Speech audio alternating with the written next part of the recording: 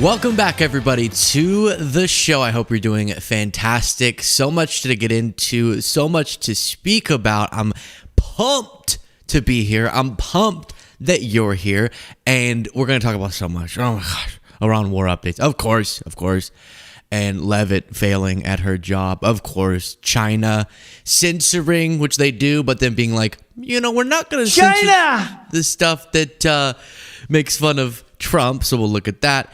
And then the most insane confirmation hearing you can imagine, where Markwayne Mullin, who's going to be the new, if he gets confirmed, the new Kristi Noem, okay, Secretary of Homeland Security. Give me a joke. He is quite the cartoonish figure, but I hope all of you had a wonderful St. Patrick's Day. We did St. Patty's Day. I think better said it, St. Patty's Day did us, okay? Yeah. Or me, at least. So that got a little bit on top of me. The green beers. It's not drinking when it's green on a holiday, I guess is what my body thought. So all of that being said, make sure you click the like button, you subscribe, all that as we dive into quite the show. Let's start with this. Kristi Noem is out at DHS, and so now you have Trump selecting a new guy, or a guy in this case, Markwayne Mullin, who just might be one of the most cartoonish members of the Senate that I've ever seen. Sucking at being number one, at being terrible governor.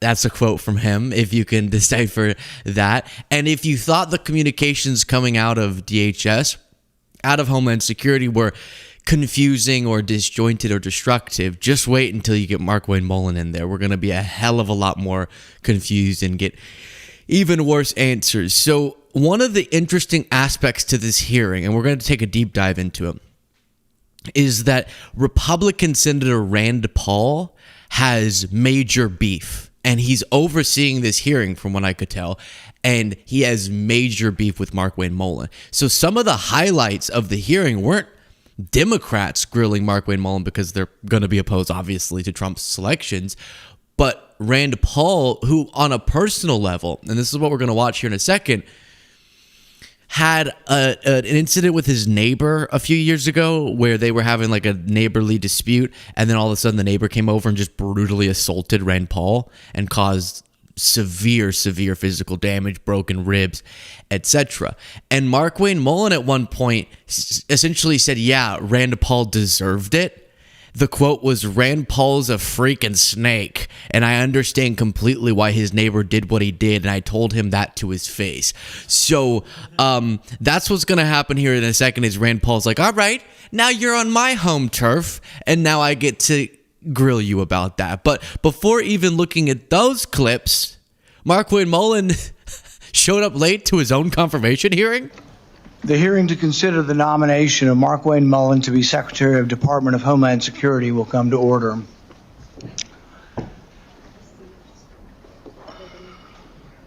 And I'm assuming we'll commence when he arrives. Hey, Rand. So what you don't know about Rand is he got sass, okay? I've learned throughout this hearing. And so we'll just wait and see. This is his time, not ours. Now, the question that no one asked him, which I was really wanting someone to ask, and then we're going to get into this feud that they have, is who would we be confirming, okay? Mark or Wayne, okay? Mark Mullin or Wayne Mullin? Because we can't confirm Mark Wayne. We can't confirm both, Mark and Wayne. And it's just like, why didn't anyone answer? So here is Rand Paul using his opening statement to lay out their history. Complications led to an infection in the space between my lung and chest wall. I spent a week in the hospital having the infection lavaged every 6 hours through a chest tube. Recently, Senator Mullin, if you have time to listen, you were confronted by constituents that were angry because you voted against my amendment to stop all funding for refugee welfare programs. Instead of explaining your vote to continue these welfare programs for refugees, you decided to transfer the blame. You told the media that I was a freaking snake and that you completely understood why I had been assaulted. I was shocked that you would justify and celebrate this violent. violent assault that caused me so much pain and my family so much pain. I just wonder if someone who I'm gonna play more of this. Of course, it is very serious, and justifying violence is horrible. I didn't know about this incident until today somehow, but that sounds very scary. And what kind of neighborly dispute leads to this, Rand? Okay, because I have dealt with like, oh, I mowed your lawn, but you didn't want it mowed, but we share the kind of grass in between our 2 yards, so what am I going to do, a perfect split, and then it still kind of looks messy, so I just went ahead and mowed everything, but then for some reason you were annoyed with that, and this is my property. It's like, yeah, it's kind of a shared piece of grass, and worst case scenario, you exchange some mean words, but even that you don't want to do. They live next to you. Or obviously, when living in apartments, I've dealt with the whole like, like happening right above me every single night. And I'm like, guys, you gotta quiet down a little bit. And so you wait until they're doing it again, and then you go outside of your window and you crawl up to their window and just stare at them until they notice you, to sort of scare them out of it. Like, I understand neighborly disputes, but but none of them have led to violent assault. So that's very scary. who applauds violence against their political opponents is the right person to lead an agency that has struggled to accept limits to the proper use of force. Sorry, last thought. Can you imagine? Why did you violently assault Senator Rand Paul? This guy is banging all night and I can't sleep. No, this is serious. Don't make jokes about it. Being confronted by your constituents. But Senator Mullin, your constituents are justifiably upset with you. By now, most of America knows that the Somali welfare fraud in Minnesota stole over $9 billion. But instead of defending your vote, you took to continue the vote to continue these refugee welfare programs. You chose to lash out at me. You went on to brag that you'd already told me to my face that you completely understood and approved of the assault. Well, that's a lie. You got a chance today. You can either continue to lie or you can correct the record. You have never had the courage to look me in the eye and tell me that the assault was justified. So today you'll have your chance. Today I'll give you that chance to clear the record. Tell it to my face. If that's what you believe, tell it to me today. Tell the world why you believe I deserve to be assaulted from behind, have 6 ribs broken, and a damaged lung. Tell me to my face why you think I deserved it. And while you're at it, explain to the American public why they should trust a man with anger issues to set the proper example for ICE and Border Patrol agents. Explain to the American public how a man who has no regrets about brawling in a Senate committee can set a proper example for over 250,000 men and women who work at the Department of Homeland Security. Yeah, if I had to choose for some reason, I think Markwayne might be a little less bad than Kristi Noem somehow, but that's picking 2 very bad options. So I don't think he has the temperament, knowledge, insight, wisdom, leadership skills to run such an important agency. So, but that's, I mean, yes, of course, like, who are they going to pick? Me? They should. That would be rational, but they're obviously not going to. And we will get to him being asked about the near fist fight that broke out during a Senate hearing. Stand your butt up then. Yeah, that's what he says. And he brought with him Sean O'Brien to the hearing so that he could be like, we're friends now. Who was the guy he almost fought with, the Teamsters president. So then Markwayne Mullin gets a chance to respond to what Rand Paul said there. And he goes, I did say it to your face, girl, and I don't regret it. And Rand's like, oh, are you really? Like, the reason I'm making fun of it is sometimes these hearings become a big performance, okay? Mostly they're performances. And a little bit silly and a little bit of waste of time, but they're notable, okay? They're very notable. Senator Mullin, you are recognized for your opening statement. I think before I can start my opening statement, I have to address the remarks the chairman made, calling me a liar. Sir, I think everybody in this room knows that I'm very blunt and direct to the point, and if I have something to say, I'll say it directly to your face. If you recall, back in my House days, we actually did have this conversation because of the remarks that I've made. You were in a room. I simply addressed that I said I could understand because of the behavior you were having, that I could understand why the neighbor did what he did. As far as Can we pause this for a second and go back to, he was criticizing post. I don't know. I maybe later we'll, on the bonus show or something, try to get to the bottom of what this whole assault was, like the build up to it. Was it just, what was the dispute? I'm so curious. Okay. In terms of the snake in the grass, sir, I work around this room to try to fix problems. I've worked with many people in this room. Seems like you fight Republicans more than you work with us. I did address those remarks. I did explain your gimmicks by the amendment you put forth. And as far as me saying that I invoke violence, I don't. I don't think anybody should be hit by surprise. I don't like that. But if I do have something to say, everybody in this room knows I'll come straight to you.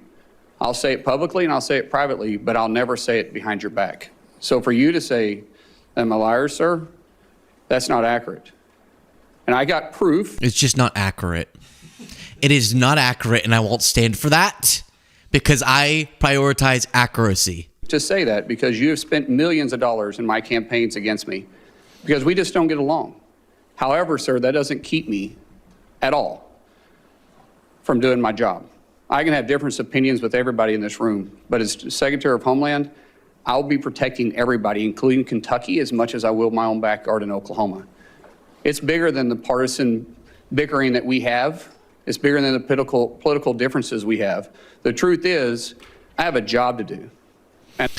Okay, so he says, yes, I did say it to your face, and I stand by it, right? Which is not an ideal response. On the bonus show, click the join button below. We'll get to the bottom of what the context was for this story. But regardless, it's not a good look whenever you're going to be in such an important position to be like, yeah, I do think you should have been violently assaulted. But also, this is a part of what's so cringe about Markwayne Mullin, his near fight with Sean O'Brien, which I actually don't think was a near fight. I don't think he would have done anything. I think he was just standing up to seem tough, and he was happy that Bernie went, no, because right when Bernie went, no, sit back down, he was like, okay, fine, all right, I tried. Hold me back, was kind of his energy. But he seems to be so obsessed with the macho, like, I could take you on. I'm happy you got assaulted. Eventually we're going to get to them talking about duels.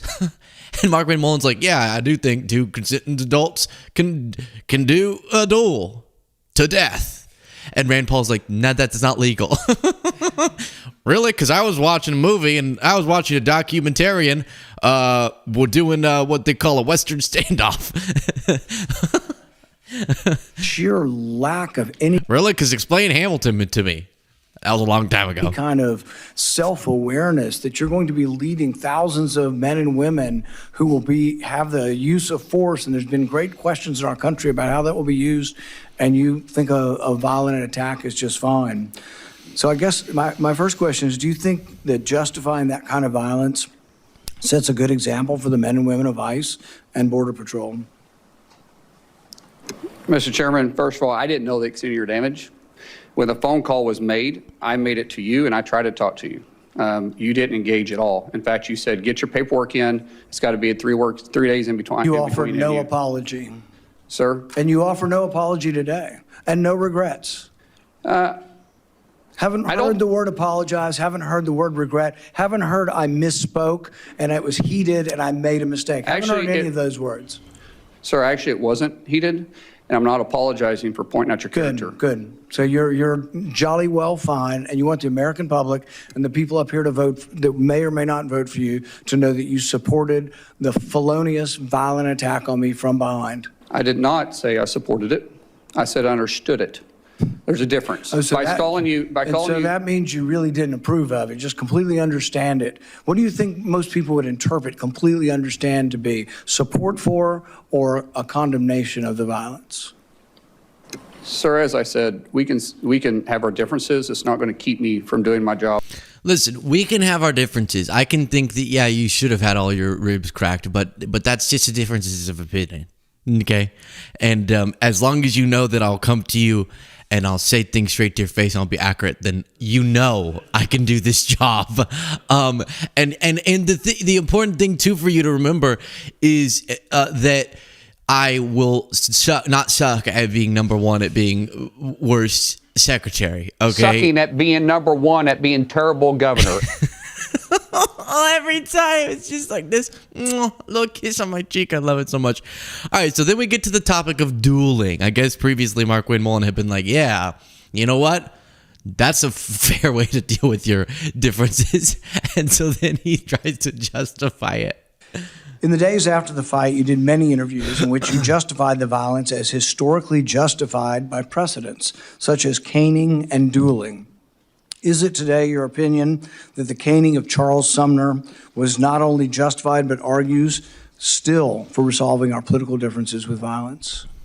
What I was simply pointing out is some of the rules that still apply to this body.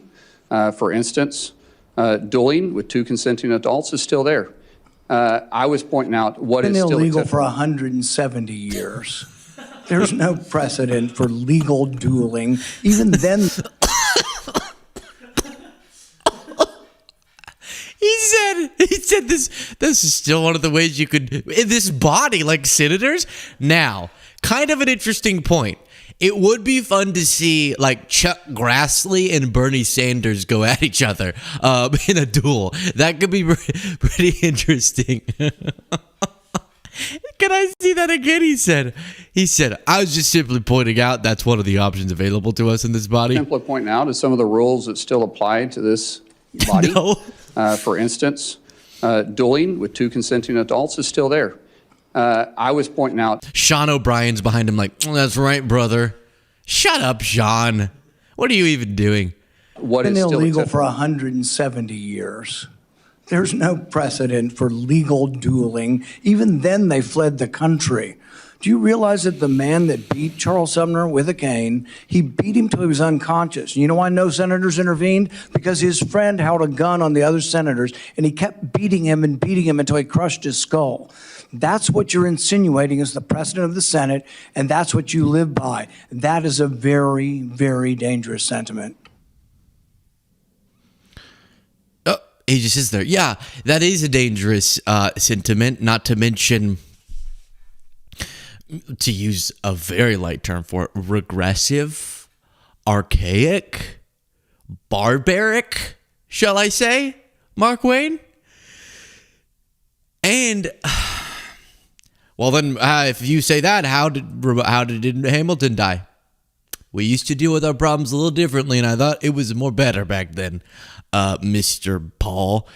And then you have him being, wait, let's see. Do you think fighting? So this is him being asked about Sean O'Brien. We played the clip a bunch of times, but essentially the Teamsters president was in a hearing clashing with Markwayne Mullin, and Markwayne Mullin was like, oh yeah, you can't talk to me like that. And Sean O'Brien was like, well, you can't talk to me like that. And he's like, well, then stand your butt up then. We can handle this like 2 consenting adults and pound each other. And then he stands up, and then Bernie's like, no. And Markwayne's like, okay, never mind. Even after your anger had cooled, you were still bragging that if he'd only been brave enough to stand up, you'd have jumped over the dais and taught him a lesson, because that's how men should settle their differences. Do you think fighting as a resolution for political differences is a good example for the men and women of ICE and Border Patrol? As you can notice over my shoulder here is my good friend Sean O'Brien. Both of us have had conversations. Both of us have shaken hands. And both of us. Well, yeah, you need both of you to shake hands. You can't shake. I don't know. Everything about how he talks is just doesn't make any sense. Both of us had conversations. Both of us shook hands. How would you have had a conversation if it weren't both of you? You need both of you to have a conversation. Okay, whatever. Both of us have had conversations. Both of us have shaken hands. And both of us agreed we could have done things different. Sean is someone that has become a close friend. We talk all the time. I've been on his podcast. We've talked through this. That's how you handle your differences. Not like this, Chairman. That's his moment where he's like, hey, I promise you he's going to edit that out. Hey, not like this, Chairman. He wishes that Sean O'Brien would be behind him like, yes, get it. I'm glad you guys are friends now and that you've reconciled. But really, it doesn't get to the real point whether or not you think violence is the way we settle things. In the days after the fight, you said, and I quote, sometimes people just need to be punched in the face. Is that still your opinion? Okay. All right. We get it. Markwayne's a tough guy. We get it. Now, he did get asked, one of the things you got to get to the bottom of is like background checks, and you're not like a foreign agent or anything. So make sure that you flesh out the travel that you've done. You vacation in certain countries. Fine. You remember, obviously, like even in the vice presidential debates, Tim Walz got asked, hey, why'd you go to China this many times? He was like, I I was hanging.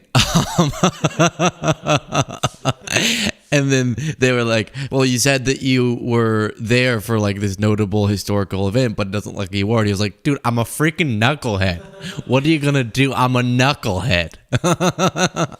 All right, play it. Come on, play it. I've become friends with school shooters. He's a knucklehead. So just, it's good. But Markwayne Mullin has to be asked those questions, right? And no, not the school shooters. Okay. So that was obviously he misspoke. That's not what that was a misspoke, to use Markwayne Mullin's exact quote. And so Markwayne Mullin gets asked, have you been out of the country other than vacations? And he's like, no. And they're like, what about this time? He's like, well, yeah, obviously that time. What about this time? Well, that time too. Why did you just lie then? Other than on vacations with your family, have you ever traveled to a foreign country? No. You've never traveled to a foreign country? Outside of vacation or mission work? No. Okay. Have you, your FBI report does show some travel. I think it was to Georgia and Azerbaijan. You marked that was not for It's Azerbaijan. Okay. Have you ever heard Trump talk about it? tourists. Are you referring to August of 2021 when we went to go get the No, I'm out. That's it. We're done. For that reason, I'm out. Okay? If he was a Shark Tank contestant, I'm not investing. The second you say August of 2021, I'm out. No, that's not what the year is called. One time I was in Uganda and I helped teach Ugandan children English for like a day. I like jumped into the class and helped. And so we were doing months, years, and I was like, all right, remember August. It actually was August, I think. And then the year, I can't remember what year it was, but say like 2019. And so then I went, that's the year. The month is August. All right, everyone, what's the year? And they're like, August. And I was like, no. What's the month? And they're like, 2019. That's Markwayne Mullin, who is not a kid learning English, okay? 2021, the year of 2021. Marked that was not for tourists. Are you referring to August of 2021 when we went to go get the Americans out of Afghanistan? I'm just That's saying. what that travel was for, which Okay. we did So clarify that. you have traveled. So you've traveled to Azerbaijan and Georgia. That was in your FBI report, although you just said you've never traveled. Sir, I thought you were referring to a different time, but in 2021, it was well documented. In fact, Okay. it was all over the news, and I actually did say that, and we put that down on the report. Okay, so that's not a big deal. I mainly grabbed that so I could do the 2021 thing, if I'm going to be honest with you. This is a weird thing. Okay, I've been talking with one of my family members lately a lot about politicians who are trying to seem relatable and in so doing explain themselves to be unqualified or perceived that way. It's like one thing that I think didn't help Tim Walz's vice presidential campaign was he's a smart guy. He had a really strong record as governor in Minnesota, had passed a bunch of good pieces of legislation, and had done a lot of strong progressive policies. And running as vice president off of that record, I thought was a really good idea, and I thought he was a good pair for Kamala Harris. But then one of the things he leaned into, because he was like the relatable neighbor down the street, not the neighbor that the Tate rebel, just like a normal neighbor that's not the one that I'm peering through the window at, just like a normal, fun guy. He fixes his own car, you know, is that he leaned a little bit too much into the like, I'm what I referenced before, I'm a goofy, silly knucklehead. I don't know a darn thing about nothing. And you're like, no, but we want you to. You're going to be the vice president if you win. So there's a balance to being relatable, and there was a lot of really compelling parts of Tim Walz being a relatable guy who's like, look, I'm at the fair getting my funnel cake. And also making sure you remind people that you're very qualified and intelligent, etc. So I think Markwayne Mullin was trying to do a similar thing, but it doesn't feel good to hear from someone who's going to run a massive agency. I love Senator Noem's family. Secretary Noem. And I consider them friends. But everybody... Senator Noem. I can't get through 3 seconds without him misspeaking. I love Senator Noem's family. And I consider them friends. But everybody has different leadership styles. And throughout my businesses, when I would have to transfer one manager to the next or one executive to another area, and you bring in a different one, they all have different management styles. My management style is empowering people. And as I said in my opening statement, I want to protect the homeland. I want to bring peace of mind. And I want to bring confidence back to the agency. I'm not going to be the smartest guy in any room I walk into.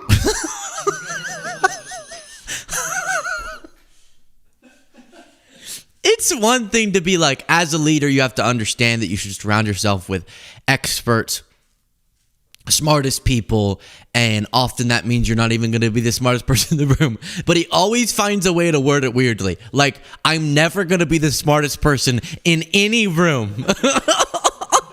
When I'm alone in my bathroom, I'm still not the smartest guy.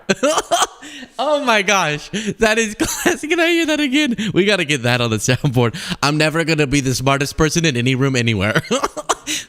Make me the Secretary of Homeland Security. Woohoo! If we get in a problem, we'll just do a duel. Confidence back to the agency. I'm not going to be the smartest guy in any room I walk into. I went into my kid's kindergarten class and I was like, damn, these people are smart. These people are smarter than me. So there's that. And then a sweet moment. Hey, I'm not just showing you bad clips. This is sweet. He talks about having a long-term relationship with his wife since she was a third grader. To be able to have the love of my life behind me, somebody I literally fell in love with in third grade. How old were you? Nah, I'm kidding. They were both in third grade. Oh, okay. Whew. I fell in love with my wife when she was a third grader. And we've been in love ever since. That was 3 years ago. No. Well, maybe. not with Markwayne. I'm just saying, like, today's GOP is getting a little out of control. But no, not really, of course. They were both third graders. Very cute. To be able to have the love of my life behind me, somebody I literally fell in love with in third grade.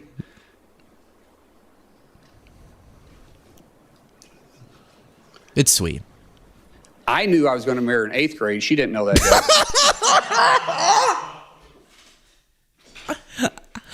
When I met her, I knew I was going to marry her in 8th grade. She's third grade. No. That's not what he's saying. So they loved each other in third grade. Then he knew in 8th grade. That's all a sweet story. He's getting choked up. Very human moment. We love it. I knew I was going to marry her in 8th grade. She didn't know that yet. We had to work through that process. But at 18 years old, and I was 19, she agreed to marry me. I didn't have anything. I was on a wrestling scholarship, living in a dorm. She was cheering at Northeastern State University. I think she fell in love with my truck, because my truck was pretty cool. Yeah. But the truth is, we didn't know what we didn't know, but we did know we loved each other. Okay. And it's sweet. She fell in love with his trucks. He didn't know what he didn't know. But he knew he loved her. That's great. Oh, gosh. Just be very clear on that timeline next time you tell the story. Don't be skipping around 18, third grade. We're getting a little bit... No, that's when he got choked up. He didn't know anything. He was not the smartest person in any room, but he knew he loved her. That is a very sweet story. Now, on a much more serious note, he does say he regrets smearing Alex Preddy after he was murdered. After DHS officers shot and killed 2 American citizens this past January, you joined top administrative officials in publicly blaming and disparaging the victims. Following the killing of Renee Good, Secretary Noem called her a domestic terrorist. You, sir, you called Alex Preddy, quote, a deranged individual that came in to cause max damage. Could we expect those kinds of quick responses if you are confirmed as secretary? Would you be basically, well, you responded as Secretary Noem. Are we going to just expect that same behavior all over again? No, Senator. I have a deep amount of respect for you. We've had our differences, but I do respect you. I think I said this privately when we had a conversation. Those words probably should have been retracted. I shouldn't have said that, and as Secretary, I wouldn't. The investigation is ongoing, and there is, like I said, there's sometimes going to make a mistake, and I'll own it. That one, I went out there too fast. I was responding immediately without the facts. That's my fault. That won't happen as Secretary. Yeah, good. I mean, I'm glad that he said that. And that's disqualifying. You're admitting that after someone's brutally killed on video, it's interesting they keep going, it's under investigation. It's like, I can investigate it with my eyeballs by watching the videos. So, well, I don't know how much I need the investigation. But for you to admit that you jumped to smear a dead guy and didn't follow the facts as he just worded it, to me is very disqualifying. And it connects to a comment that just flew in the chat. Someone said, replacing Gnome with Mullin is like changing your shirt when you poop your pants. I think that's exactly the way to say it. And then you have this. But let's be really clear. What Secretary Gnome did was give the green light to lawless behavior. Are you going to give the green light to lawless behavior? I will operate within the parameters and the policies and the laws that you guys set for me. And the Constitution of the United States. Of course, the Constitution the Fourth of the United Amendment, States. among other things. Of course, the Constitution of the United States. I'll swear to uphold that when I get sworn in. But be very clear, I don't get to choose the laws that I enforce. I don't know what a lull is. I do not know. Why is there an L at the end of that word? I get to choose the laws that I enforce. You guys pass the laws. I enforce those laws. Right. And the reason why we haven't had... shooting a protester who was exercising his First Amendment speech and carrying a lawfully licensed gun. Right. Is lawless behavior from the agents. So, that's Markwayne Mullin. And maybe he's going to be the next senator of the Department of Homeland Security to use his mix-up. Wow. Okay, Quan Thrux said, how can Senator Mullin from the state of Oklahoma be so MAGA twisted so as to tell millions of American Indians, leave or else, red man? Did he say that? That is, maybe you could fact check that. I did not hear that. Wow. Toby or no Toby? Toby or not Toby? I got it. Figured it out. Clicked the join button and became a member. That's amazing. You now get the bonus show every day, Monday through Friday. Keith Peavyhouse said, me failed English? That's impossible. There it is. And then Toby or not Toby said, finally made it to a live. Hope y'all have a great day. You guys are my favorite independent news source. Yes. We love to hear it. This is our mission, right? You somehow laugh and hug and chuckle and smile even as you're standing knee deep in poo. That's kind of how we think of this community.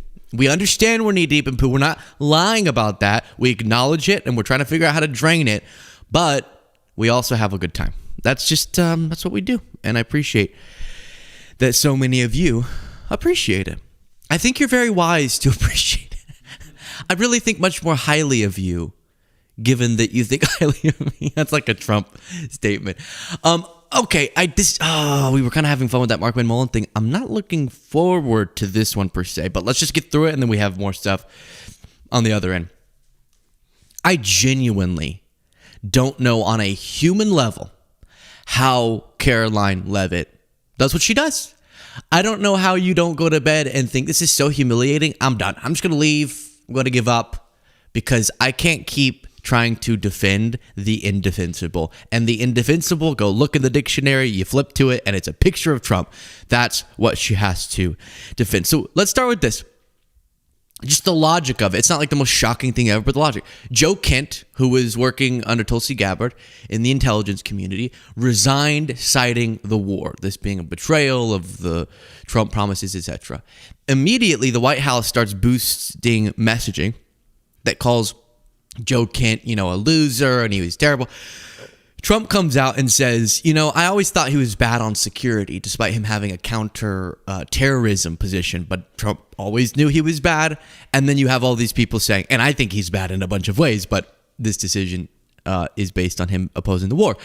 And it's that thing they do where they pretend like, as to not admit a mistake, they always knew someone was terrible, even though they're the ones who chose to hire that person. So watch her kind of try to thread that needle. Sorry, the president said yesterday that he always thought Kent was weak on security. Why would he name someone to run the counterterrorism center who he thought was weak on security? Again, I just told you, the president gave Joe Kent a chance. He thought he was a good guy with good military experience, and unfortunately, he proved he was not up for the job. And we don't want somebody leading the counterterrorism task force who cannot agree that the #1 state sponsor of terror in this world did not pose a threat to the United States. That's what another falsehood he said in his letter of resignation, which is just unequivocally false. It's backed by intelligence. It's backed by the fact that Iran was building ballistic missiles at a rapid rate to build a... Yeah, so not even Tulsi Gabbard was doing a hearing, and she kept getting asked, so do you agree with the assessment that there was an imminent threat? And she's like, hey, Trump definitely believes that. Was kind of the spirit of what she's been saying. No, don't worry. He definitely feels in his bones that there was something that needed to be acted on. So yeah, the White House was boosting posts calling Joe Kent a loser, crazed egomaniac that you hired. Weird. And so then she's like, well, Trump wanted to give him a chance. He wanted to give a crazed egomaniac loser who's bad at his job a chance. And that doesn't reflect poorly on Trump somehow. This is humiliating, and this is what you have to do when your job is to defend the indefensible. Then we go to here. Caroline, a couple of questions on Joe Kent. The White House was warned last year when the president nominated Kent that he had a history of embracing conspiracy theories, that he had some ties to white nationalists. Given that, why did the president nominate him to the position in the first place? The president spoke on this a little bit yesterday in the Oval Office. He said he always thought Joe Kent was a good guy, obviously has a commendable military record and experience. However, he was not someone who was involved in the presidential daily brief, part of the president's intelligence briefings over the last several months. Have not seen him here at the White House for quite some time, and the president feels it's deeply disappointing that after the president gave him an opportunity in this administration to serve the American people. So the question was, the White House was warned last year when the president nominated Joe Kent that he had a history of conspiracy theories and ties to white nationalists. And Leavitt's like, yeah, I know, see? We thought he was a great guy.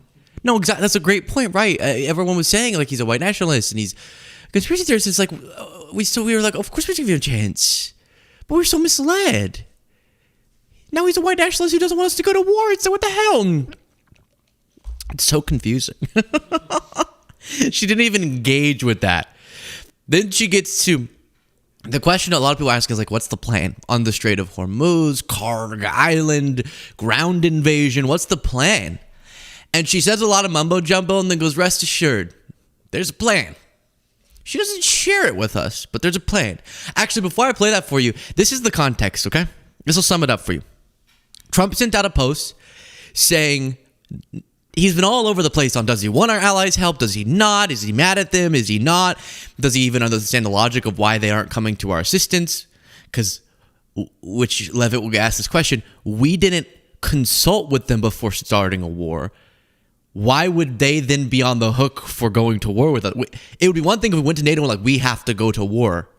Or we have deemed that their previous support of our adversaries or responsibility in Americans dying, that should be qualified as an attack against us, which then means that NATO should come to.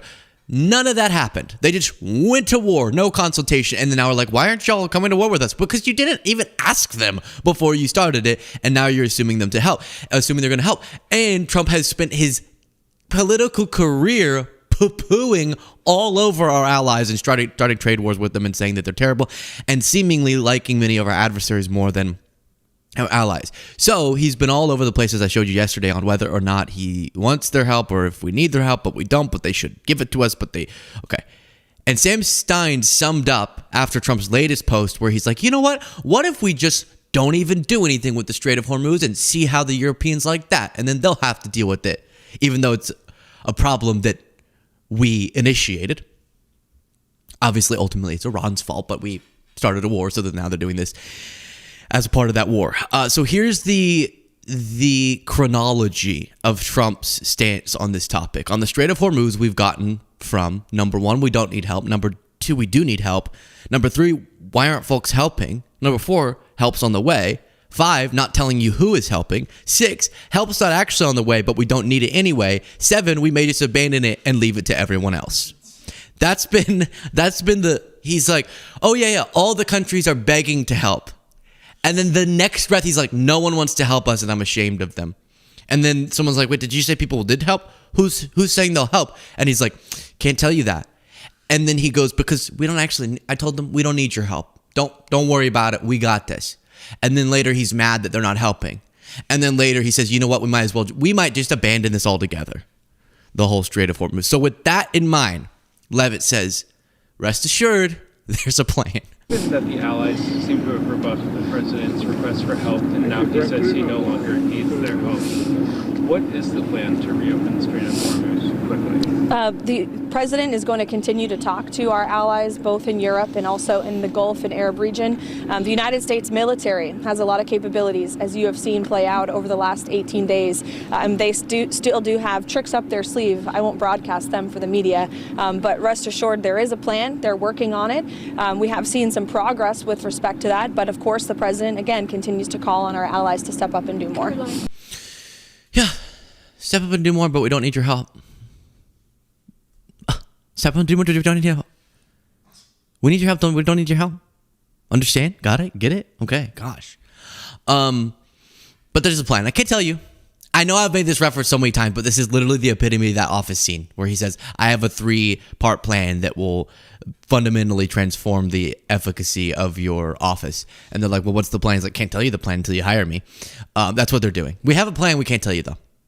Let's just see how this goes, and then we'll decide if this was the plan or if it wasn't, okay? Or we're just going to kind of see how it goes. It does look like they're preparing for boots on the ground, which is terrifying, and the Karg Island, part of the Iranian territory, which is geopolitically, as it pertains to oil, very critical. A couple questions. First on NATO, because it's obviously something the president's been focusing on. He did not consult NATO before the war began, and it's a defensive alliance, obviously, that doesn't traditionally engage in the Middle East preemptively. Why is it fair for the president to expect NATO allies to help now after the fact? Great question.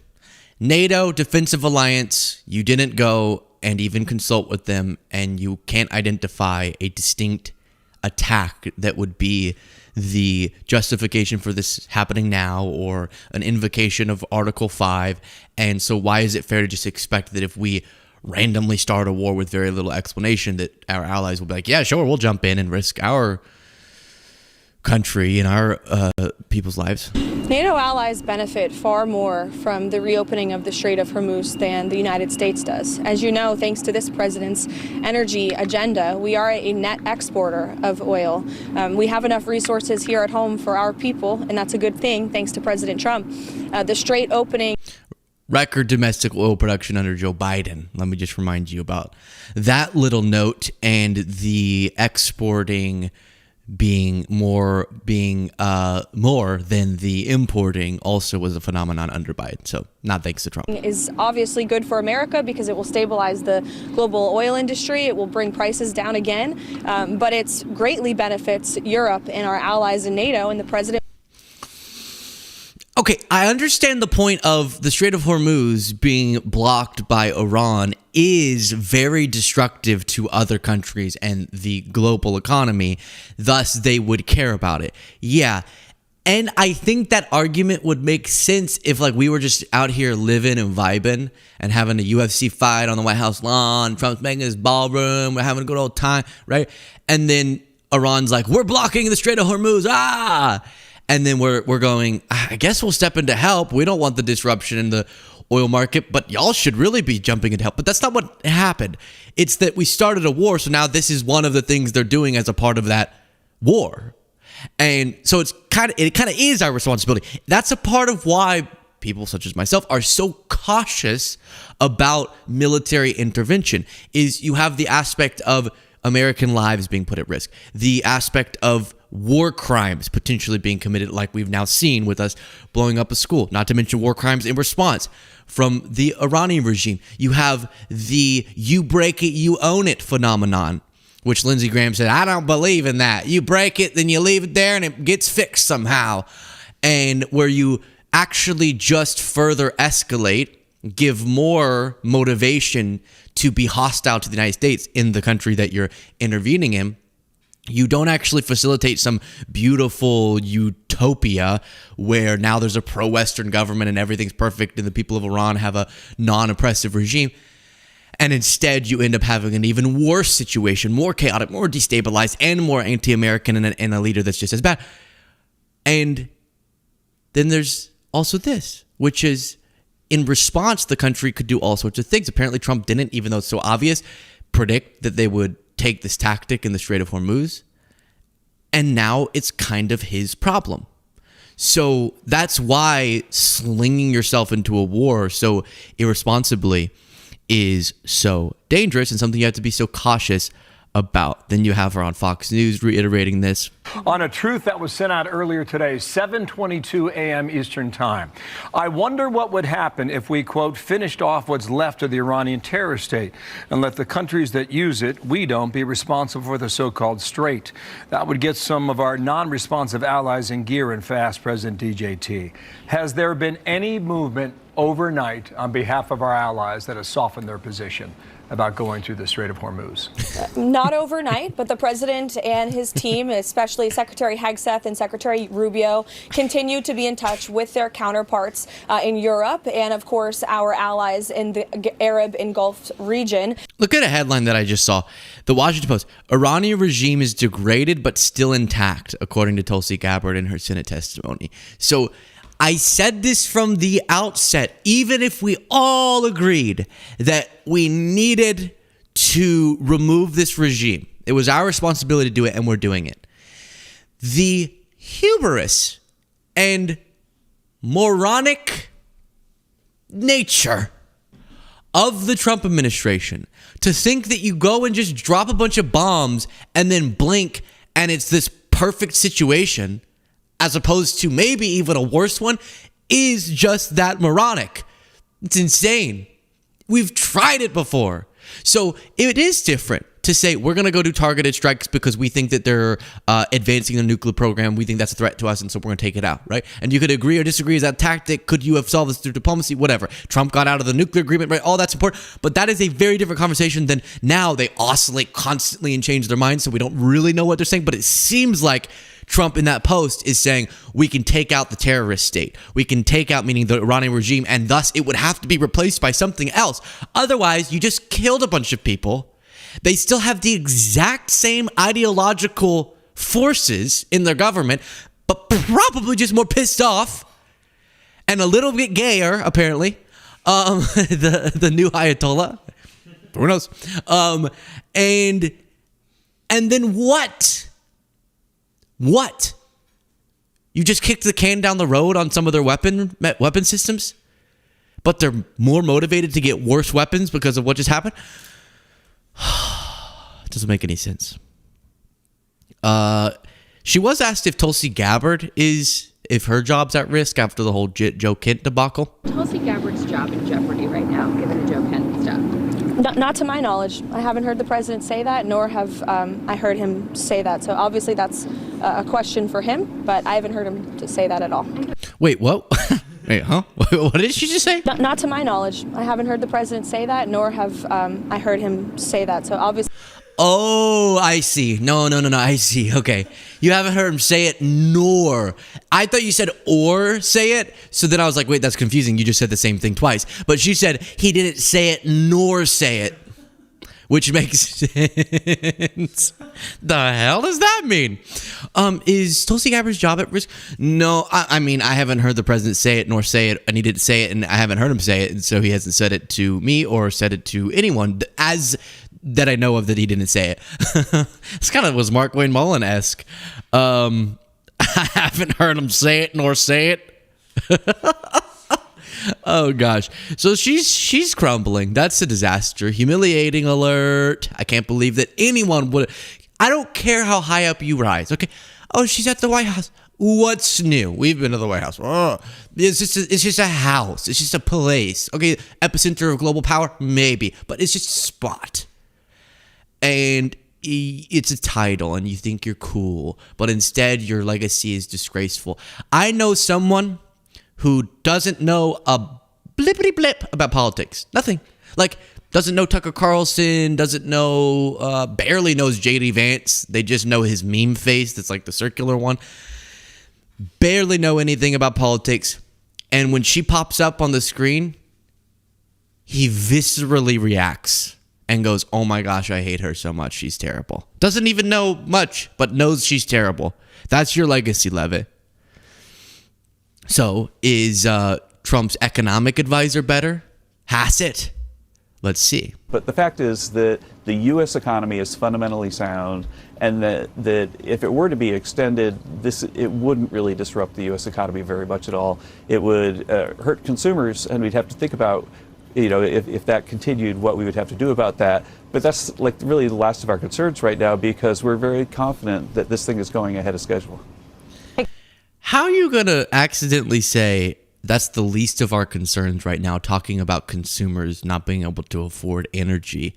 Now, his point was it's the least of our concerns because we assume this is going to come to an end soon. Who'd you hear that from? Because I haven't heard President Trump say that nor say that. Even once, okay?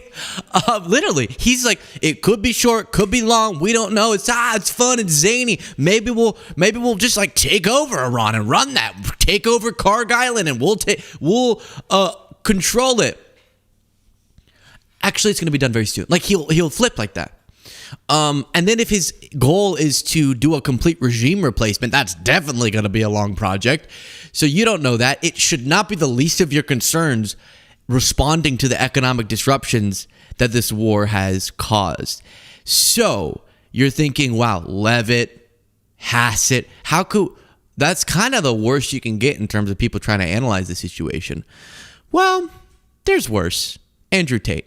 So now that we've decided to set the Middle East on fire, in fact, I can't think of anything that would pollute the world more than sending a Tomahawk missile to set an oil field alight. So what he says there is true. But then process the point he's trying to make. That's probably got to be one of the most polluting acts humans can undertake. Black smoke, fire everywhere, coupled with the fact that we need AI data centers now. They're really important. And anybody who understands that knows that we're building entirely new electrical grids to try and create more power than ever before to fund these AI machines, because AI machines are needed for the great global surveillance that they're going to inflict upon mankind. It just makes me wonder, was climate change all just bullshit then? No one mentions climate change anymore. Where did climate change go? It was the most important thing in the world. We were supposed to not have kids, turn off our lights, not fly, not drive our cars, not go anywhere because of the climate. But when they want to blow the entire Middle East to smithereens and start huge oil fires, or when they want to build robotic machines to enslave us all via surveillance, it seems that that's fine. And no. I don't know what could possibly be going on in his brain such that he doesn't understand why that's not the hypocrisy he thinks it is. Because I agree, this is bad for climate. Blowing up oil, whatever, is bad. Okay? An oil carrying vessel, you blow that up, presumably that all goes in the water, or water, as Trump says. That's bad. The people doing it are the ones who've denied climate change. Like, he goes, oh, so now the liberals don't care about climate change because they're blowing up the Middle East. It's not the liberals in power, dude. It's the guy who's also deregulating and destroying the EPA such that it will be unable to keep our water and our air and our food clean. So yeah, the same guy who denies climate change, calls it a hoax, and degrades our ability to respond to it, doesn't care that his war is bad for it. What is it? Why are you? It sounded like he was calling out the climate change activists. Like, oh, Greta Thunberg, all the sun's blowing up the Middle East, but I don't hear her crying about it. I think she is, actually. So I don't know what he thinks he's saying. Okay, so let me just quickly say, to Mary, She said, I think I'm being shadow banned, but I still support you. Lol. I hear you, Mary. I see you. I don't know what you mean by that. If you mean like in our chat, we're not shadow banning anyone. The only accounts we ever like restrict are the ones that are like, ooh, do you want to see my booty? There'll be like those bot accounts that just start spamming like, oh, free booty at 1-800-BOOTY. And you're like, okay, that's a little bit unideal for a chat. But other than that, no, we would never shadow ban you, Mary. Unless you started, just being very, very vicious to me. And I know you never would. I appreciate you so much. Coach Puce said, merci to fight for democracy from Quebec City. Appreciate it. Kim Chi became a member by clicking the join button on YouTube. You now get the bonus show and our catalog of bonus shows. So like you could binge bonus shows till you die, which is pretty exciting. Not the dying part. Josh Johnston said Andrew Tate is walking, talking insecurity. What are you talking about? I got a Bugatti. And then you have Volkswagenitalia, right? No, Volkswagenitalia, becoming a what? What's Cole looking at me for? Is that a word I should know? Became a member by clicking the join button, and that is really fueling my soul. What's also fueling my soul, and hopefully yours, is the fact that our community has now raised almost $31,000. Okay, so we were under 30 yesterday, now $31,000. Pretty great. Not our goal, but pretty great. And I appreciate each and every one of you who donates. Look, some people do nighttime reading. This is what I do. I just scroll. Boom. Oh, Susan Leader donated. Adam Berry, Patricia Haney, Nicholas. Thank you all. It's so appreciated. What am I talking about? If you missed this, and then we'll get to our next story.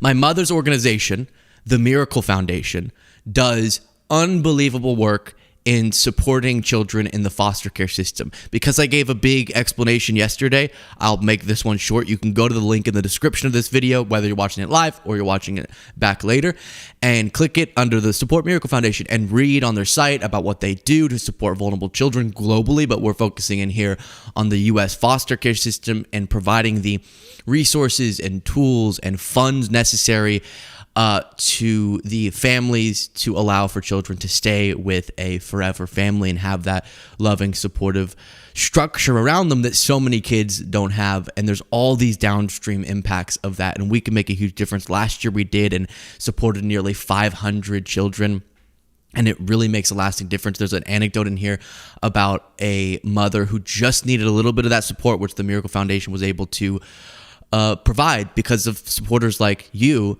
And otherwise, without that, very well could have been separated for her children for who knows how long. But after some, life difficulties, they ended up not being with her. And then the support from the Miracle Foundation allowed her to get the necessary resources to then be reunited with her children. And now they are together. And that's what life is all about. So go to the link in the description and donate if you would, whatever you're able to. Given the size of our audience, if each person just chipped in a little bit, we can make all the difference. Thank you all so very much. Now we get to a very fun story, okay? Before that, though, I just want to say Miss Money became a member by clicking the join button. Bunny Galore said, tomorrow's my B-day. Don't say happy birthday today. It's tomorrow. I'll be back. Thanks for the show. Okay, try to remember. Maybe I could say it without you even having to prompt it again tomorrow, but I'm very excited about that. I hope you're pumped too. Herbie Wallace Thurnham said, Luke from Holland, you bring the light and hope. Keep doing that. You make my days. May truth triumph over Trump the pooper. Beautiful. Absolutely beautiful. And then Fairy Moon Witch, member for 10 months, said, Luke, I enjoy being here. I love your humor. Thank you. Well, this one's about to be really fun, okay? There's a little man, not so little, by the name of Alex Jones, who is unhinged in a lot of ways, but he's also gone viral for, and this is good, I want men to feel comfortable doing this, expressing his emotions. But I think there's a grift going on here. It feels like about every 3 months, he has a big meltdown over Alex, or I should say InfoWars being taken away from him. He has these massive lawsuits he's lost because of defaming Sandy Hook families. And so then it's like, well, we have to go get the damages. We have to go get the funds to pay out the families. And that keeps allowing him to say, they're about to take InfoWars away. If you go buy more pills, then you'll save us. And so he was absolutely hammered a few days ago on Tim Pool's podcast. And he's like if you're not familiar, right-wing conspiracy theorist. We've been covering him lately. It was the deep state 100%. He was a huge supporter of Trump's, and now he's heartbroken about it. And he's the one who made that metaphor about how it feels like Trump is his wife and then is getting banged by Netanyahu and Lindsey Graham, and Mike Huckabee's jumping in there and they're quote unquote stuffing him like a Thanksgiving turkey. That was Alex Jones. Now he's drunk and warning that his show might get taken away from him. You start taxing the machines. And then universal basic income? Yeah. That's not going to work. That's what he's thinking about. I don't know. It is not going to work that you are going to... made obsolete by our own creation. Indeed. The argument... What? Guys, I had a good bit of St. Patty's Day drinks, and I did not talk like that. Yeah, it's not going to work. That's what he's thinking about. I don't know. It is not going to work that you are going to... made obsolete by our own creation. Indeed. Indeed? Indeed about what? Indeed about what, Tim? Made obsolete by our own creation. Indeed. The argument... So when do we come back? I'm going to come back. Come back whenever you want. How long are you in Austin? A couple weeks. Here for South by Southwest. We're not here for it, but we're here during it. You know, one of the reasons I came down here is I was going to be playing poker at the lodge, and then the state shut them down. I'm pissed about it. What's weird was I texted you a week ago. Somebody texted me and said, "Hey, Tim's here, come on the show." I'm like, "Am I supposed to be on your show?" Like, I don't know, but play poker. But yeah, well, we want to do a poker game with you and a few other people. Not so much about poker, but about having fun, goofing off, and I think it'd be really fun to play a game. I'm ready. But don't follow me at Real Life Shows on X, Infowars.com. We're getting shut down.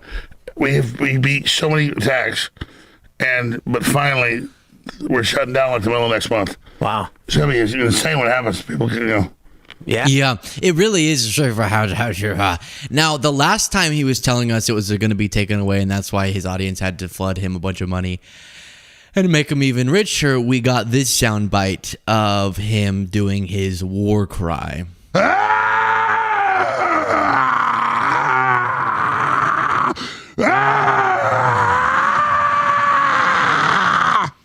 I can't tell if I prefer whenever he thinks that InfoWars is being shut down, him screaming and crying, or saying, I can't tell which one I like more. We're shutting down like the middle of next month. Wow. It's going to be insane what happens. People can, Yeah. So the fake receiverships, the fake auctions, all of it's happening right now. So what are you going to do? You're launching a new thing, or what are you doing? Yeah, no, it's network. We'll be fine. All right. Well, are you leaving? Is that why you're saying all this? Yeah.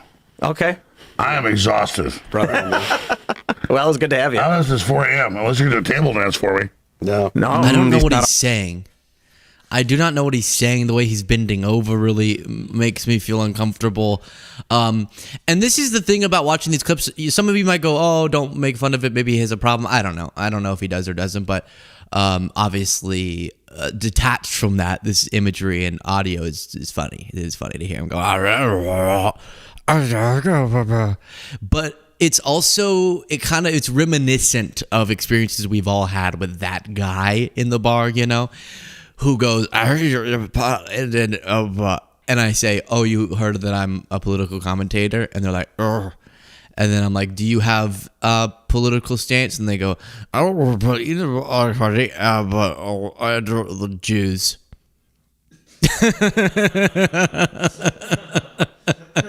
That's what they do. They're like, "I don't really believe, I don't think both parties are good, but something Jewish." And you're like, "Oh, okay, cool." It's like, I just love everyone. Like, a lot of black people are moving in here. And you're like, "All right, brother. Okay." That's what Alex Jones reminds me of. On this table. None of this? Yeah. Maybe next time. These things are probably like $20. It's really not going to withstand anybody. Oh, no, these are okay. Well, my wife over there. Pull it off. We do a table dance. Where's she? You sound tired. You should look like falling asleep. Exhausted. Have a nice rest, man. Well, it's good having you, brother. Just come back whenever you want. Go for hours, right? Yeah, we're going to go for another 2 hours. I want to come back. You are allowed. That is acceptable. Here for 2 weeks? Yes, sir. Do not visit Real Shows on X. Don't follow it. Too late. They're there right now. Dangerous. Real Alex Jones on X. Did you get it? But imagine a giant Joe Rogan pussy right up there. We're like, elevated, like a jellyfish. teleported up into Joe Rogan's vagina. I think you don't want to leave. I think you want to keep talking about this. I want the memes of Joe Rogan's vagina. You imagine how big it's about to be. You know, the thing about Joe is like, Tim, why are you trying to act like this is normal? It's really bothering me. Tim only has he has two gears. He has this like, that's all I hear. Or rah, rah, rah, rah, rah, rah, like the performative screaming. That's his two things. Well, actually, the thing about Joe Rogan is that there's really a phenomenon about the podcasting thing that he created, and I think that he's representative of how there is a media gap. And like, dude, a guy's about to collapse in front of you and start saying racial slurs. Maybe we deal with that before. No, you brought up Joe Rogan. He was talking about looking at Joe Rogan's, I don't want to say it, okay, but you heard what he said. And then you're like, well, the phenomenon about the podcasting. Maybe you go, hey, let's help Alex up. Okay? Because we're about to get banned on YouTube if we're live with what he's going to say. Imagine how big it's about to be. You know, the thing about Joe is like, the story gets a lot of traction, which creates this ripple effect where Joe's just a guy with an opinion. And I think he's got pretty good opinions. I agree with a lot of them. I disagree with some of them. And then we end up leading our story because all these websites start running Joe Rogan's opinion as if it's the biggest news of the day. Like Joe Rogan said a thing. And then the issue for us is this is what people are. I swear to you, Alex Jones right now hears this. I don't know. That's all he hears out of Tim's mouth. And he's still picturing Joe Rogan's legs spread. That's still what's going on in his head. And all he hears from Tim is and Tim's like, and then outlets like to run headlines as if it's a really bit, but he's really just a guy talking out of pockets. But he actually and Alex like, how big would it be? Are the bars still open? I feel like the city of Austin had a shortage that night. He drank all of it. Like Joe Rogan said a thing. And then the issue for us is this is what people are asking us about. Like, hey, did you see what Joe Rogan was saying about the UFC and this UFC fight? And I'm like, okay, I guess. Like what was it, a couple days ago? Yeah. They were like, I think that Joe Rogan questioning the war in Iran is big. And it's because he sort of represents independent voters. The everyman. Exactly. So when he has an opinion, all these news. He said the everyman. Oh, no! We are so close to him saying some heinous stuff. Look, I didn't hit my wife, but that's what we're about to hear. And independent voters. The everyman. Exactly. So when he has an opinion, all these news outlets write about it. I'm sure that's actually pretty weird for Joe, who's just a comedian hanging out with his friends doing a podcast, but he represents the middle of the road voter. So everybody has to be like, if there's a middle of the road voter is going to say a thing, we have to run it, and he's the avatar. Archetype. He's the avatar of it. So Joe, that's why you represent the middle of the road. Weeks? Yeah. Yep. I'll come back next week. I'm ready to go. Yeah, sounds good. Right, Talk to Lisa. She'll get you set up. You did well, Lord Vader. I know Lisa. Y'all remember Lisa? I met her. And then she was like, "Hey, will you come back on? Play the. This is why Luke Beasley won't. This is why Luke Beasley won't come." You remember his attack video against me? Tim's was like, "Yeah, so I disagree with Luke on this. Can't explain why, but man, why won't he come back on the show? Even though I went on 3 times." And Lisa was like, "Will you go on again?" Sweet person, but will you go on again? And I'm like, I don't know how many times I'm supposed to go on the show. Darn. Now, I will go back on if Alex Jones is this drunk. If we can both get this drunk, I'll go on again. Do it. Do it. I love you guys. Do it. All right, man. Thanks for Alex. Good. Take care of yourself, man. Use the force, Jones. Luke Radowski. I knew this guy like 20 years ago. You did. 21 years now. 21 years. First time we met, hotel room. No. It got creepy. Pete Tutu. That's a joke. When we first meet. So he was making a joke about them having sex in a hotel room. And again, I told you, this is the guy we've all interacted with at the bar who's like, I'm not gay, but like, you're looked. I never sucked any ding dongs. Right. I'm not gay. I'm just lonely. Like one of those big macho guys who is like, no homo, but will you kiss my ding dong? I said no homo. It's always, yeah. Wow. Pete, that's a joke. When we first meet? We met in Chicago during the 9/11 Truth Rally with the Lone Lantern Society. Yes. And we were bullhorning down in downtown Chicago for the 9/11 Truth Rally. And here we are. 21 years later. Back to the loose change days. Man. Back to those days where we had the family members, the rescue workers, the survivors of 9/11 all speaking out and coming together asking What's for crazy the is I truth. know you like 20-some years in. Yeah, 21 years. Yeah, 2000. What was it? 2006. 2006. We met. We rallied. We met through the loose change, Jason Burmis, and all those guys. And it's been a crazy ride. We didn't talk for 10 years, but that's okay. We had a fight, but it's all right. Yeah. But that's how it goes sometimes. Doesn't he look like Bill Maher? And Putin. And Bill Maher had a baby. That's me. Exactly. If Putin and Bill Maher had a baby, it's him. All right, I want to come back soon. Yeah, anytime, brother. Anytime. Love you guys. Take care, man. Let me finish to sleep. Appreciate it. All right. Love you guys. Let's. Oh my gosh, this is. Oh my goodness. And then this is the last aspect, right? These are all the factors of that guy at the bar, which is then they're like, all right, I'm gonna go ahead and head out. Look at that babe, and you're like, you said you were gonna head out. Like, yeah, all right, love you. Would it be gay if I just touched your leg? Did you say you were going to leave? All right, yeah, I love you guys. I'm going to head out of here. Should we get a burger? It's like, it never, oh my gosh, leave. Okay, so that's Alex Jones. And at some point in there, he said that InfoWars was at risk again. So maybe eventually it'll actually be taken away from him. This is totally miscellaneous, but I saw it and I wanted to watch it. And I just, every time I see this clip, it makes me cringe so much. This is when Tristan Tate and Andrew Tate met up with Tucker Carlson. And Tucker is such a non-person. He's just not he's not a person. I don't know what he is, but he's not a person.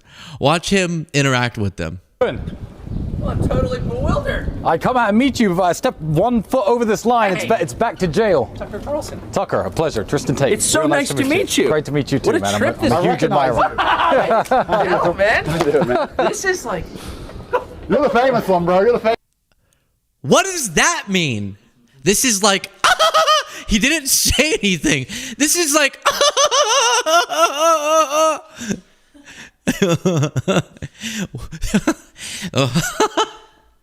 the way I felt when I touched your pecs.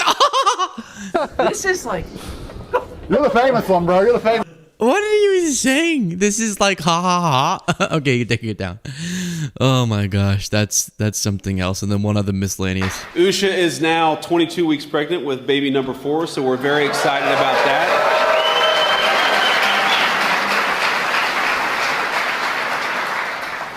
And I remember when we decided to run for vice president, I said, honey, I really want to have a 4th kid. And she said, well, you can become vice president or you can have a 4th baby. But ladies and gentlemen, I am persuasive because I got both. Only JD Vance. I'm persuasive. I made her have another one of my babies. She said, I don't want any more JD seed. And I said, you have to have it. I'm very persuasive. I don't know why that's just like the most quintessentially JD Vance thing ever. And when I see Usha in interviews with him, she does give the vibe of like, yeah, I'm going to have another one of his kids. He's like, well, you, okay, whatever, you get it. I don't need to beat that dead horse till it's even deader. All right. Let me check in with the audience, and then we have more stories to talk about. Very exciting. Let me say DJ Jerry. Oh, no, DJ Jerry. All right. Send a super chat. Appreciate that. Soren. Remember, for 17 months that I made it towards the end, I'm sure, but I made it. You still got time. We still got more to talk about. Intuition Jen said, be obviously Burr, come back. That was Alex Jones. Sandra Verlinden said, what do you think of Dems who say the EU and UN need to pay for the conflict we didn't start and blaming us for freeloading on your country? I think it's bad and wrong. And the crazy thing is when they talk about like freeloading or bad trade deals, it's like, go negotiate a better trade deal. But this weird hostility and hatred towards people who have stood by us in the past. It was, by the way, the only time Article 5 was ever invoked. It was us after 9/11, and our allies did step in, and their soldiers died fighting our war. They did stand by us, and they would if we were attacked. To then turn around and attack them for, as you said, a war that they didn't start is very confusing. Lorinda Fox said, I'm sober and can say that man is under the influence. How'd you notice Alex was drunk? He kept under wraps. Native Naturalist said, Alex, brother, you can't drink all of 6th Street. It does seem to be the case. All right, this one's kind of interesting. An interesting moment happened on CNN where they were reporting on how China is very censorious, as you can imagine. And so what goes over their airwaves is tightly controlled, and on the internet as well. I noticed that when I went to China. I was like, oh, there's certain things that it's not letting me go to. Why can't I watch this Netflix show? And I said, if I can't watch it, then what's the point of being in China? No, I'm kidding. Interesting experience. So, point is that one of the things that they're not censoring, that they're letting just totally freely float around, are embarrassing videos and memes and mockery of Trump. And here's my thought. However much I don't like Trump, I don't like the U.S. president being mocked, but man, our adversaries are having a very easy time with it, given what Trump is serving up to them to mock. But as CNN is reporting on this, while China has not been censoring embarrassing content about Trump, and even CNN reporting on that embarrassing content in the memes, they do, because CNN broadcasts in China, but only what they allow. They did it while they were on the air talking about this, censored the CNN broadcast because they had started talking about the censorship. It was interesting to watch live on the air, so I'll play it for you. Here it is. Yeah, and we just saw in Will's piece some of the Chinese censors at work and allowing for this, disparaging comments about President Trump. Can you give us some insight in how the Chinese censors work on everything, including this broadcast that's on right now? Well, yeah, so we're being watched right now. So if we say anything that they deem problematic, they will put color bars up and say, please stand by. I'm able to see it in the bottom left-hand corner of my eye if we're being censored. But on the internet, I think what people should know is that China censors debate and discourse that, of course, doesn't work in their favor. So there's a phrase in Chinese, or kind of a moniker, that people in China regard President Trump as a nation builder, because this is another area where so many people in China perceive as though President Trump is helping their interest. And we're being censored right now, just so you know. Color bars are up, so you never know sometimes. Yep. So then I'll show you, because later they were able to show what he was seeing on his monitor whenever they started. Because again, they're fine with CNN covering the humiliating contradictions that Trump has been trotting out, and the just horrible leadership at a time of war. It just in general, they're fine with that, and a bunch of embarrassing stuff has been circulating in China about him. I think I have an example of that maybe in a second. But then the second they start analyzing the censorship itself, and then they had the footage later on. Also, if people were watching us last hour, we did a story on Chinese censorship, and when we started to talk about it, China literally censored us live on the air, stopping that from going through. I'm curious, Mike, are we back on the air after talking about Chinese censorship? And give us some insight on sort of how that works. We're back on the air, in the bottom left-hand corner of my eyesight. There's a monitor. Oh, I was just going to say we're back on the air, but apparently we're not. Control room, if you have the China feed up, you can put it on your screen. Essentially, there we go. Oh, no, so this was live in the moment. That's so cool. Whenever there's discussion about Chinese censorship in Western media, sometimes you see this. But, we were talking in the last segment, Will Ripley's reporting that there's all of these memes on the Chinese internet, viewing the U.S. president as a joke, and this such an escapade, paraphrasing the internet discourse of the U.S.-Israel war against Iran, and how that discourse is allowed to go freely on the Chinese internet uncensored. And our point in talking about that, as we're being listened to by the censors right now, is that information that helps China and its position on the world stage gets out. But there's a whole boatload of other information that does not get out, to put it lightly. So whenever there's free discussion about censorship, like right now, this is what we see. That's crazy. That's actually so wild that you can see it in the moment. So podcast listeners, the feed that was going to Chinese stations, I guess, in China, they had a monitor for, and it just will go, they'll just do the color bars and be like, oh, sorry, no signal right now. So there's just someone sitting there being like, nope, don't talk about that. But then if you're a viewer in China and you're like, feels like they were about to talk about censorship based on the context clues, and then it cut off. Very strange. But the reason they were making those points is because it is notable that the content about Trump is being freely circulated, meaning that they see a benefit in Trump's blunders and the mockery about his blunders, obviously. And again, I don't like seeing our country or our president be mocked by our, adversaries. In the case of China, an adversary we do a lot of business with, but adversary maybe nevertheless. And when Trump's going around, and like we talked about in previous segments, being the worst at leading and then communicating about a war, you start a war and then you're like, I can't even explain what's happening or what the end goal is or whether or not I want our allies' help, then of course our adversaries are going to want this to be pumped into their population's view. Have no issue with civilians. Why did you attack the Manaf school? This AI video from Iran's embassy in China is going viral. Lie.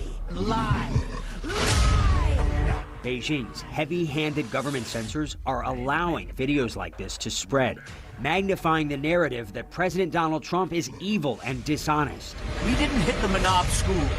America doesn't have Tomahawk missiles at all. A preliminary U.S. military investigation found the strike was likely American. China is seizing on the moment, condemning the war, claiming the moral high ground. Let me keep everyone safe. Sounds great. This state media video shows the U.S. putting other countries in a cage. Relax. Sometimes security comes with a little control. As the war escalates, so does the trolling. President Trump's White House prayer circle with religious leaders flooding Chinese social media. Censors are allowing a tidal wave of viral videos and Okay, so lots of mockery, and they see that as very advantageous to be circulating, obviously. And this is just another element of what this war and us having Trump as our president is doing in our global standing. Now, they're not going to be like, woo, Joe Biden's awesome. But I don't remember it being as easy for our adversaries. Can we use Obama instead of Biden? I brought up Biden. It also wasn't as easy for them to mock him, but it definitely wasn't easy for them to mock Obama. So let's just go there. That's a little simpler comparison. I miss when our adversaries would have to figure out how to depict him as incompetent because it's more difficult. Whereas with Trump, you're like, that's easy. And then that brings us all down as a country in our global standing and the trust and belief in such a powerful country. Now, by the way, to the people who do the sort of like, by criticizing Trump in wartime, you're not patriotic or you should be standing with him. Just remember that for whatever our adversaries try to do to any president to undermine them, Fox News, their whole job, and there were wars going on, was trying to undermine Obama, since I brought him up. And it reminded me of this clip that I saw, flashing back to his presidency. There's one more thing that has many Americans, including myself, humiliated today. Take a look at the photo comparison of our commander-in-chief. There he is, juxtaposed with Vladimir Putin. They have no respect for our president, for his weakness. The helmet when he rides a bike. The picture of him riding the bike with the bike helmet while Putin's got his shirt off. Shirtless on the horse and all that. And Obama was riding a bike with a helmet on.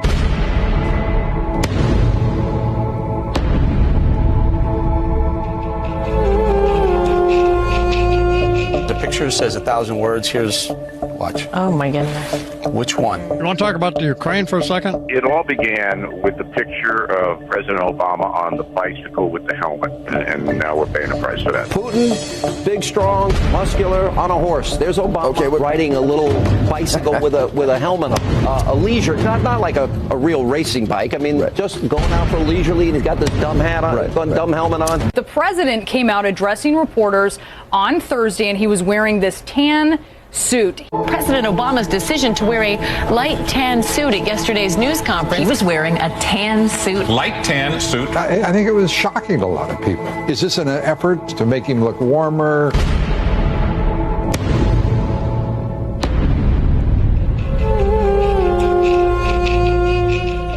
No way I think any of us can excuse what the president did yesterday. I mean, and then for him to walk out, I'm not trying to be trivial here, but in a light suit, light tan suit. Also known as Tangate. Tans. So I miss when that's what and I guess Fox News sees themselves as an adversary to the U.S. government when it's led by a Democrat, when it was that difficult to make him look silly. Which was, if you compare him to Putin on a horse, he looks worse on a bike. And he has a helmet on, a little dinky helmet like a little boy. He's a little boy driving his bike. Not driving his bike. He's like a little kid. You worried your head's gonna get hurt. It's like, what? What are we talking about? And then the tan suit. I miss it. I really do miss it. All right, I think that's where we're going to wrap up today. Thank you all so much for watching and listening. Let me really quickly check in with the audience. You have Josh Johnson's just saying free boot at 555 boot. Oh, booty. Funny. Booty. Free booty. A previous reference at 1-800-BOOTY. There it is. That's the show. Much love. Talk to you all next time.